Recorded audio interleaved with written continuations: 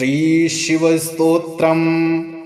त्वं ब्रह्मा सृष्टिकर्ता च त्वं विष्णुः परिपालकः, त्वं शिवः शिवदोऽनन्तः सर्वसंहारकारकः, त्वमीश्वरो गुणातीतो ज्योतिरूपः सनातनः, प्रकृतः प्रकृतिशश्च प्राकृतः प्रकृतेः परः, नानारूपविधाता त्वं भक्तानां ध्यानहेतवे, येषु रूपेषु यत्प्रीतिस्तत्तद्रूपं बिभर्षि च।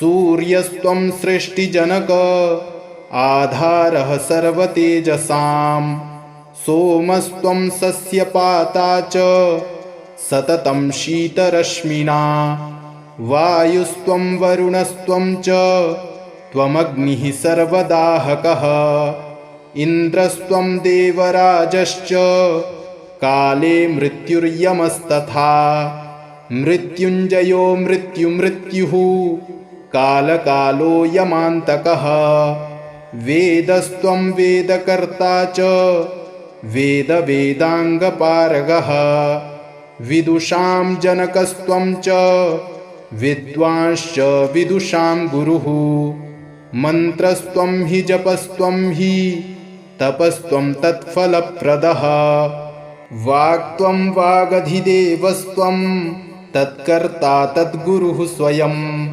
अहो सरस्वती बीजं कस्त्वां स्तोतुमिहेश्वरः, इत्येवमुक्त्वा शैलेन्द्रस्तस्थौ धृत्वा पदाम्बुजं, तदोवाच तमाबोध्य चावरुह्य वृषाच्छिवः, स्तोत्रमेतन्महापुण्यं त्रिसन्ध्यं यः पठेन्नरः, मुच्यते सर्वपापेभ्यो भयेभ्यश्च भवार्णवे, अपुत्रो लभते पुत्रं मासमेकं पठेद्यदि, भार्याहीनो लभेद्भार्यां सुशीलां सुमनोहरां, चिरकालगतं वस्तु लभते सहसा ध्रुवं, राज्यभ्रष्टो लभेद्राज्यं शङ्करस्य प्रसादतः, कारागारे श्मशाने च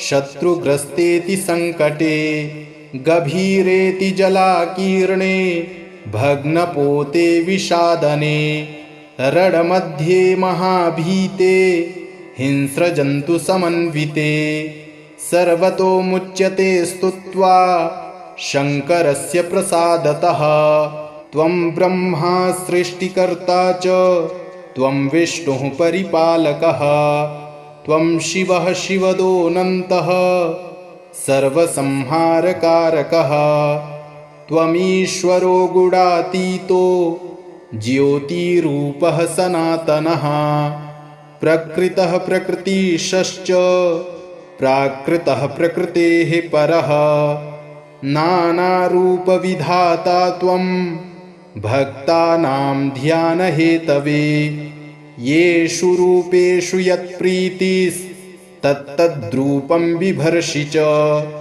सूर्यस्त्वं सृष्टिजनक आधारः सर्वतेजसां, सोमस्त्वं सस्यपाता च सततं शीतरश्मिना, वायुस्त्वं वरुणस्त्वं च त्वमग्निः सर्वदाहकः, इन्द्रस्त्वं देवराजश्च काले मृत्युर्यमस्तथा, मृत्युञ्जयो मृत्युः कालकालो यमान्तकः, वेदस्त्वं वेदकर्ता च वेदवेदाङ्गपारगः, विदुषां जनकस्त्वं च विद्वांश्च विदुषां गुरुः, मन्त्रस्त्वं हि जपस्त्वं हि तपस्त्वं तत्फलप्रदः, वाक्त्वं वागधिदेवस्त्वं तत्कर्ता तद्गुरुः स्वयं, अहो सरस्वती बीजं कस्त्वां स्तोतुमिहेश्वरः, इत्येवमुक्त्वा शैलेन्द्रस्तस्थौ धृत्वा पदाम्बुजं, तदोवाच तमाबोध्य चावरुह्य वृषाच्छिवः स्तोत्रमेतन्महापुण्यं त्रिसन्ध्यं यः पठेन्नरः मुच्यते सर्वपापेभ्यो भयेभ्यश्च भवार्णवे अपुत्रो लभते पुत्रं मासमेकं पठेद्यदि भार्याहीनो लभेद्भार्यां सुशीलां सुमनोहरां चिरकालगतं वस्तु लभते सहसा ध्रुवं राज्यभ्रष्टो लभेद्राज्यं शङ्करस्य प्रसादतः कारागारे श्मशाने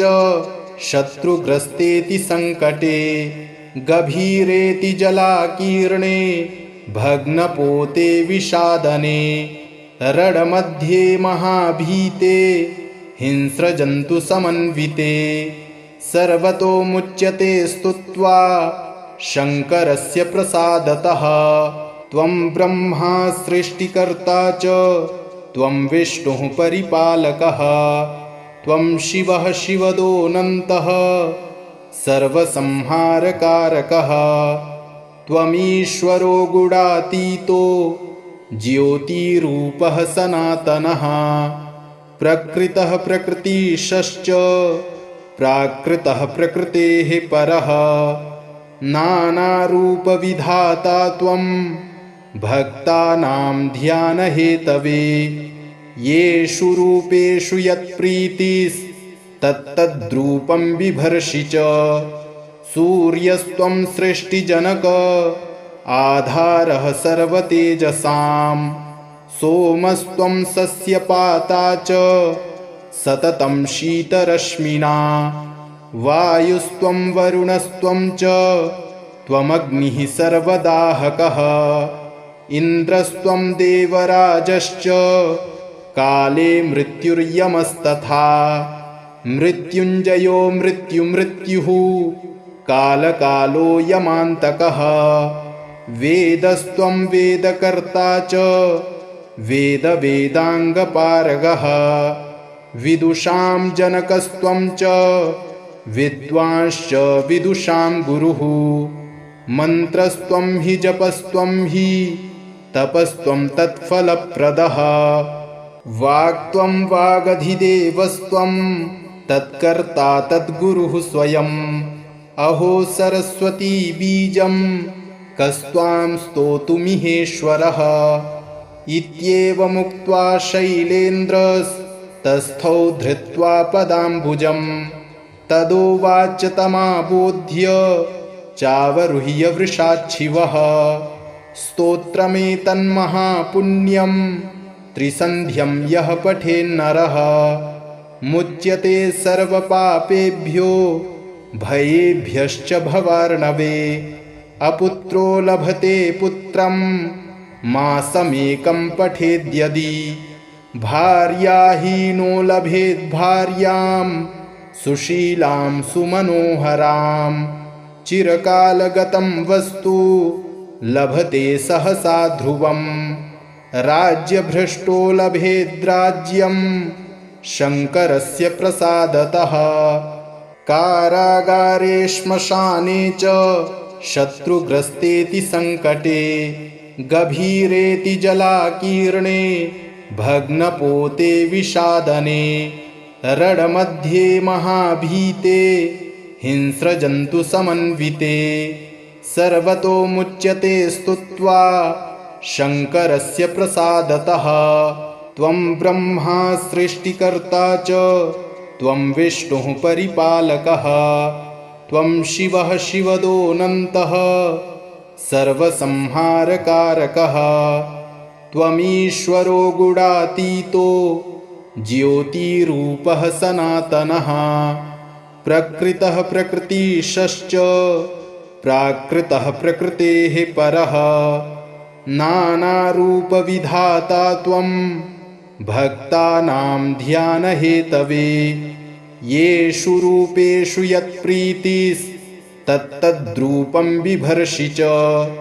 सूर्यस्त्वं सृष्टिजनक आधारः सर्वतेजसां सोमस्त्वं सस्यपाता च सततं शीतरश्मिना वायुस्त्वं वरुणस्त्वं च त्वमग्निः सर्वदाहकः इन्द्रस्त्वं देवराजश्च काले मृत्युर्यमस्तथा मृत्युञ्जयो मृत्युः कालकालो यमान्तकः वेदस्त्वं वेदकर्ता च वेदाङ्गपारगः विदुषां जनकस्त्वं च विद्वांश्च विदुषां गुरुः मन्त्रस्त्वं हि जपस्त्वं हि तपस्त्वं तत्फलप्रदः वाक्त्वं वागधिदेवस्त्वं तत्कर्ता तद्गुरुः स्वयम् अहो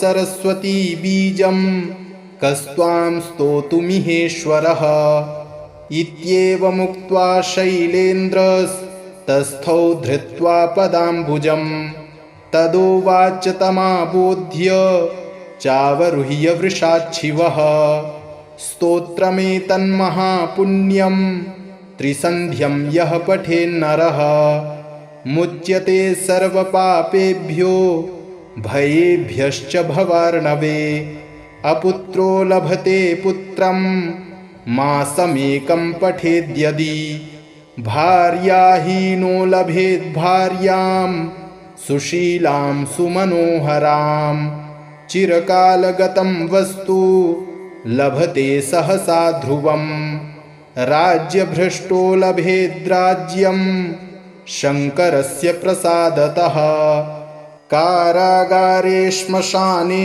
च शत्रुग्रस्तेति सङ्कटे गभीरेति जलाकीर्णे भग्नपोते विषादने रणमध्ये महाभीते हिंस्रजन्तुसमन्विते सर्वतो मुच्यते स्तुत्वा शङ्करस्य प्रसादतः त्वं ब्रह्मा सृष्टिकर्ता च त्वं विष्णुः परिपालकः त्वं शिवः शिवदोऽनन्तः सर्वसंहारकारकः त्वमीश्वरो गुणातीतो ज्योतिरूपः सनातनः प्रकृतः प्रकृतिशश्च प्राकृतः प्रकृतेः परः नानारूपविधाता त्वं भक्तानां ध्यानहेतवे येषु रूपेषु यत्प्रीतिस्तत्तद्रूपं बिभर्षि च सूर्यस्त्वं सृष्टिजनक आधारः सर्वतेजसां सोमस्त्वं सस्यपाता च सततं शीतरश्मिना वायुस्त्वं वरुणस्त्वं च त्वमग्निः सर्वदाहकः इन्द्रस्त्वं देवराजश्च काले मृत्युर्यमस्तथा मृत्युञ्जयो मृत्युः कालकालो यमान्तकः वेदस्त्वं वेदकर्ता च वेदाङ्गपारगः विदुषां जनकस्त्वं च विद्वांश्च विदुषां गुरुः मन्त्रस्त्वं हि जपस्त्वं हि तपस्त्वं तत्फलप्रदः वाक्त्वं वागधिदेवस्त्वं तत्कर्ता तद्गुरुः स्वयम् अहो सरस्वती बीजं कस्त्वां स्तोतुमिहेश्वरः इत्येवमुक्त्वा शैलेन्द्रस्तस्थौ धृत्वा पदाम्बुजं तदोवाच तमाबोध्य चावरुह्य वृषाच्छिवः स्तोत्रमेतन्महापुण्यं त्रिसन्ध्यं यः पठेन्नरः मुच्यते सर्वपापेभ्यो भयेभ्यश्च भवार्णवे अपुत्रो लभते पुत्रं मासमेकं पठेद्यदि भार्याहीनो लभेद् भार्यां सुशीलां सुमनोहरां चिरकालगतं वस्तु लभते सहसा ध्रुवम् राज्यभ्रष्टो लभेद्राज्यं शङ्करस्य प्रसादतः कारागारे श्मशाने च शत्रुग्रस्तेति संकटे गभीरेति जलाकीर्णे भग्नपोते विषादने रणमध्ये महाभीते हिंस्रजन्तु समन्विते सर्वतो मुच्यते स्तुत्वा शङ्करस्य प्रसादतः त्वं ब्रह्मा सृष्टिकर्ता च त्वं विष्णुः परिपालकः त्वं शिवः शिवदोऽनन्तः सर्वसंहारकारकः त्वमीश्वरो गुणातीतो ज्योतिरूपः सनातनः प्रकृतः प्रकृतिशश्च प्राकृतः प्रकृतेः परः नानारूपविधाता त्वं भक्तानां ध्यानहेतवे येषु रूपेषु यत्प्रीतिस्तत्तद्रूपं बिभर्षि च सूर्यस्त्वं सृष्टिजनक आधारः सर्वतेजसां सोमस्त्वं सस्यपाता च सततं शीतरश्मिना वायुस्त्वं वरुणस्त्वं च त्वमग्निः सर्वदाहकः इन्द्रस्त्वं देवराजश्च काले मृत्युर्यमस्तथा मृत्युञ्जयो मृत्युः कालकालो यमान्तकः वेदस्त्वं वेदकर्ता च वेदवेदाङ्गपारगः विदुषां जनकस्त्वं च विद्वांश्च विदुषां गुरुः मन्त्रस्त्वं हि जपस्त्वं हि तपस्त्वं तत्फलप्रदः वाक्त्वं वागधिदेवस्त्वं तत्कर्ता तद्गुरुः स्वयम् अहो सरस्वती बीजं कस्त्वां स्तोतुमिहेश्वरः इत्येवमुक्त्वा शैलेन्द्रस्तस्थौ धृत्वा पदाम्बुजं तदोवाच तमाबोध्य चावरुह्य वृषाच्छिवः स्तोत्रमेतन्महापुण्यं त्रिसन्ध्यं यः पठेन्नरः मुच्यते सर्वपापेभ्यो भयेभ्यश्च भवार्णवे अपुत्रो लभते पुत्रं मासमेकं पठेद्यदि भार्याहीनो लभेद् भार्यां सुशीलां सुमनोहरां चिरकालगतं वस्तु लभते सहसा ध्रुवं राज्यभ्रष्टो लभेद्राज्यं शङ्करस्य प्रसादतः कारागारे श्मशाने च शत्रुग्रस्तेति संकटे गभीरेति जलाकीर्णे भग्नपोते विषादने रणमध्ये महाभीते हिंस्रजन्तु समन्विते सर्वतो मुच्यते स्तुत्वा शङ्करस्य प्रसादतः त्वं ब्रह्मा सृष्टिकर्ता च त्वं विष्णुः परिपालकः त्वं शिवः शिवदोऽनन्तः सर्वसंहारकारकः त्वमीश्वरो गुणातीतो ज्योतिरूपः सनातनः प्रकृतः प्रकृतिशश्च प्राकृतः प्रकृतेः परः नानारूपविधाता त्वं भक्तानां ध्यानहेतवे येषु रूपेषु यत्प्रीतिस्तत्तद्रूपं बिभर्षि च सूर्यस्त्वं सृष्टिजनक आधारः सर्वतेजसां सोमस्त्वं सस्यपाता च सततं शीतरश्मिना वायुस्त्वं वरुणस्त्वं च त्वमग्निः सर्वदाहकः इन्द्रस्त्वं देवराजश्च काले मृत्युर्यमस्तथा मृत्युञ्जयो मृत्युः कालकालो यमान्तकः वेदस्त्वं वेदकर्ता च वेदवेदाङ्गपारगः विदुषां जनकस्त्वं च विद्वांश्च विदुषां गुरुः मन्त्रस्त्वं हि जपस्त्वं हि तपस्त्वं तत्फलप्रदः वाक्त्वं वागधिदेवस्त्वं तत्कर्ता तद्गुरुः स्वयम्। अहो सरस्वती बीजं कस्त्वां स्तोतुमिहेश्वरः। इत्येवमुक्त्वा शैलेन्द्रस्तस्थौ धृत्वा पदाम्बुजं। तदोवाच तमाबोध्य चावरुह्य वृषाच्छिवः।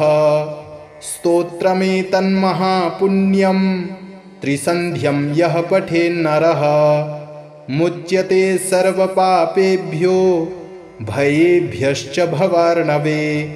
अपुत्रो लभते पुत्रं मासमेकं पठेद्यदि। भार्याहीनो लभेद्भार्यां सुशीलां सुमनोहरां। चिरकालगतं वस्तु लभते सहसा ध्रुवम्। राज्यभ्रष्टो लभेद्राज्यं शङ्करस्य प्रसादतः।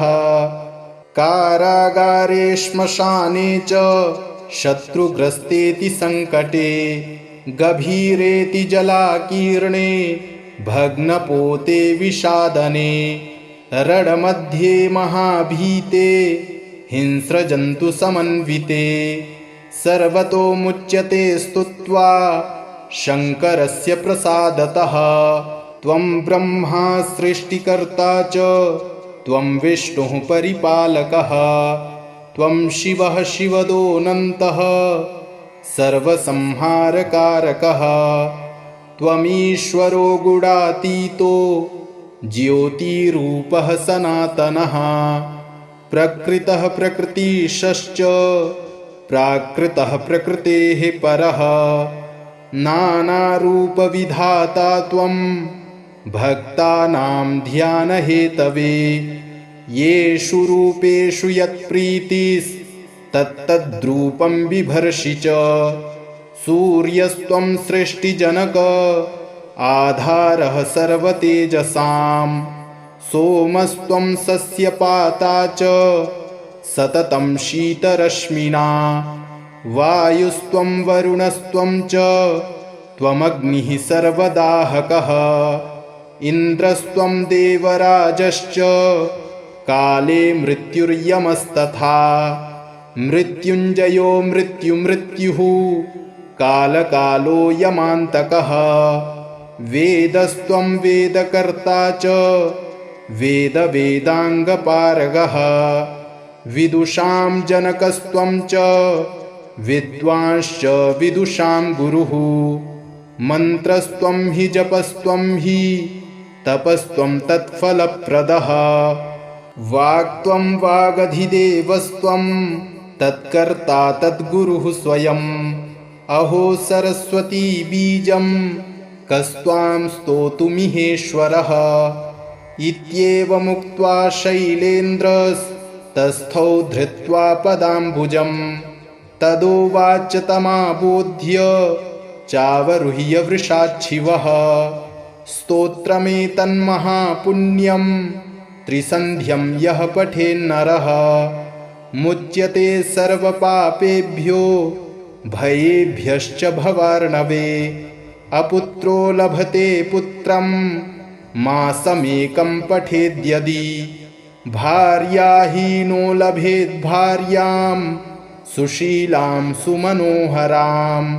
चिरकालगतं वस्तु लभते सहसा ध्रुवम्। राज्यभ्रष्टो लभेद्राज्यं शङ्करस्य प्रसादतः।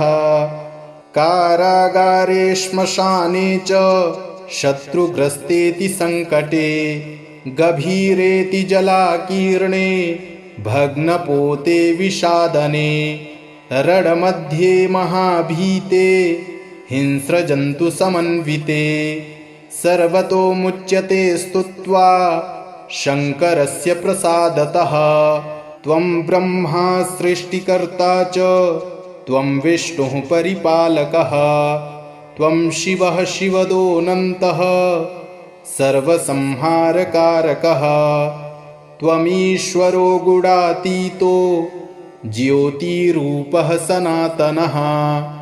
प्रकृतः प्रकृतिशश्च प्राकृतः प्रकृतेः परः। नानारूपविधाता त्वं भक्तानां ध्यानहेतवे। येषु रूपेषु यत्प्रीतिस्तत्तद्रूपं बिभर्षि च। सूर्यस्त्वं सृष्टिजनक आधारः सर्वतेजसां। सोमस्त्वं सस्यपाता च सततं शीतरश्मिना। वायुस्त्वं वरुणस्त्वं च त्वमग्निः सर्वदाहकः। इन्द्रस्त्वं देवराजश्च काले मृत्युर्यमस्तथा।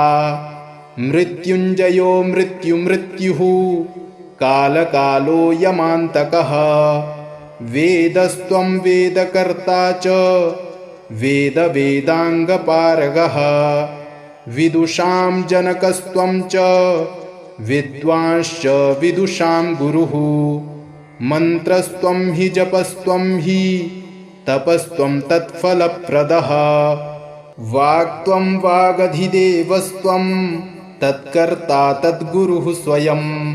अहो सरस्वती बीजं कस्त्वां स्तोतुमिहेश्वरः। इत्येवमुक्त्वा शैलेन्द्रस्तस्थौ धृत्वा पदाम्बुजम्। तदोवाच तमाबोध्य चावरुह्य वृषाच्छिवः। स्तोत्रमेतन्महापुण्यं त्रिसन्ध्यं यः पठेन्नरः। मुच्यते सर्वपापेभ्यो भयेभ्यश्च भवार्णवे। अपुत्रो लभते पुत्रं मासमेकं पठेद्यदि।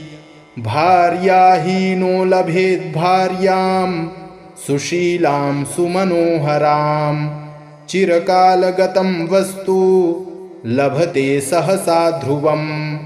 राज्यभ्रष्टो लभेद्राज्यं शङ्करस्य प्रसादतः। कारागारे श्मशाने च शत्रुग्रस्तेति सङ्कटे। गभीरेति जलाकीर्णे भग्नपोते विषादने। रणमध्ये महाभीते हिंस्रजन्तुसमन्विते। सर्वतो मुच्यते स्तुत्वा शङ्करस्य प्रसादतः। त्वं ब्रह्मा सृष्टिकर्ता च त्वं विष्णुः परिपालकः। त्वं शिवः शिवदोऽनन्तः सर्वसंहारकारकः। त्वमीश्वरो गुणातीतो ज्योतिरूपः सनातनः।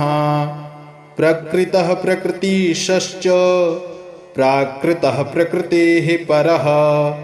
नानारूपविधाता त्वं भक्तानां ध्यानहेतवे। येषु रूपेषु यत्प्रीतिस्तत्तद्रूपं बिभर्षि च। सूर्यस्त्वं सृष्टिजनक आधारः सर्वतेजसां। सोमस्त्वं सस्यपाता च सततं शीतरश्मिना। वायुस्त्वं वरुणस्त्वं च त्वमग्निः सर्वदाहकः। इन्द्रस्त्वं देवराजश्च काले मृत्युर्यमस्तथा। मृत्युञ्जयो मृत्युः कालकालो यमान्तकः। वेदस्त्वं वेदकर्ता च वेदाङ्गपारगः। विदुषां जनकस्त्वं च विद्वांश्च विदुषां गुरुः। मन्त्रस्त्वं हि जपस्त्वं हि तपस्त्वं तत्फलप्रदः। वाक्त्वं वागधिदेवस्त्वं तत्कर्ता तद्गुरुः स्वयम्। अहो सरस्वती बीजं कस्त्वां स्तोतुमिहेश्वरः। इत्येवमुक्त्वा शैलेन्द्रस्तस्थौ धृत्वा पदाम्बुजम्। तदोवाच तमाबोध्य चावरुह्य वृषाच्छिवः। स्तोत्रमेतन्महापुण्यं त्रिसन्ध्यं यः पठेन्नरः। मुच्यते सर्वपापेभ्यो भयेभ्यश्च भवार्णवे। अपुत्रो लभते पुत्रं मासमेकं पठेद्यदि। भार्याहीनो लभेद्भार्यां सुशीलां सुमनोहरां चिरकालगतं वस्तु लभते सहसा ध्रुवम् राज्यभ्रष्टो लभेद्राज्यं शङ्करस्य प्रसादतः कारागारे श्मशाने च शत्रुग्रस्तेति सङ्कटे गभीरेति जलाकीर्णे भग्नपोते विषादने रणमध्ये महाभीते हिंस्रजन्तुसमन्विते सर्वतो मुच्यते स्तुत्वा शङ्करस्य प्रसादतः त्वं ब्रह्मा सृष्टिकर्ता च त्वं विष्णुः परिपालकः त्वं शिवः शिवदोऽनन्तः सर्वसंहारकारकः त्वमीश्वरो गुणातीतो ज्योतिरूपः सनातनः प्रकृतः प्रकृतिशश्च प्राकृतः प्रकृतेः परः नानारूपविधाता त्वं भक्तानां ध्यानहेतवे येषु रूपेषु यत्प्रीतिस्तत्तद्रूपं बिभर्षि च सूर्यस्त्वं सृष्टिजनक आधारः सर्वतेजसां सोमस्त्वं सस्यपाता च सततं शीतरश्मिना वायुस्त्वं वरुणस्त्वं च त्वमग्निः सर्वदाहकः इन्द्रस्त्वं देवराजश्च काले मृत्युर्यमस्तथा मृत्युञ्जयो मृत्युः कालकालो यमान्तकः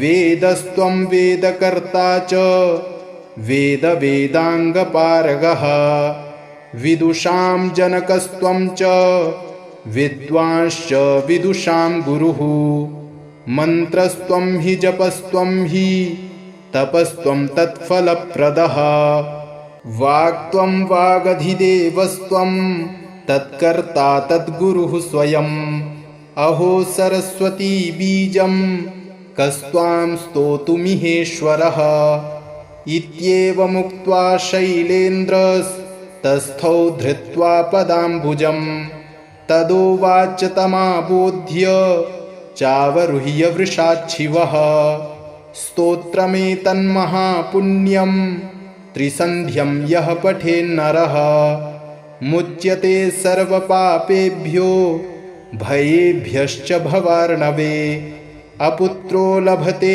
पुत्रं मासमेकं पठेद्यदि भार्याहीनो लभेद्भार्यां सुशीलां सुमनोहरां चिरकालगतं वस्तु लभते सहसा ध्रुवम् राज्यभ्रष्टो लभेद्राज्यं शङ्करस्य प्रसादतः कारागारे श्मशाने च शत्रुग्रस्तेति सङ्कटे गभीरेति जलाकीर्णे भग्नपोते विषादने रणमध्ये महाभीते हिंस्रजन्तुसमन्विते सर्वतो मुच्यते स्तुत्वा शङ्करस्य प्रसादतः इति श्रीहिमालयकृतं शिवस्तोत्रं सम्पूर्णम्।